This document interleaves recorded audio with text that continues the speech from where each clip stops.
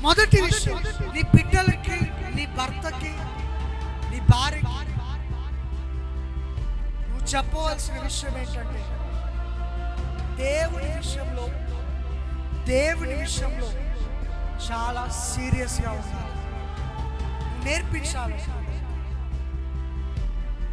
దేవుని విషయంలో, దేవుని మందిరం విషయంలో, దేవునికి ఆరాధన చేసే విషయంలో, దేవుడు నన్ను చూస్తున్నాడనే భయము నేర్పించే విషయంలో, భార్య అయితే భర్తకి నేర్పించు.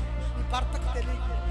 భర్తగా ఉంటే నీ భార్యకు చెప్పు. పిల్లలుగా ఉంటే తల్లిదండ్రులకు చెప్పండి. తల్లిదండ్రులుగా ఉంటే నీ బిడ్డలకు నేర్పించండి. చాలా శ్రద్ధగా. దేవుని విషయంలో నువ్వు నిర్లక్ష్యం చేయొద్దు. దేవుని మందిరం విషయంలో నువ్వు నిర్లక్ష్యం చేయొద్దు.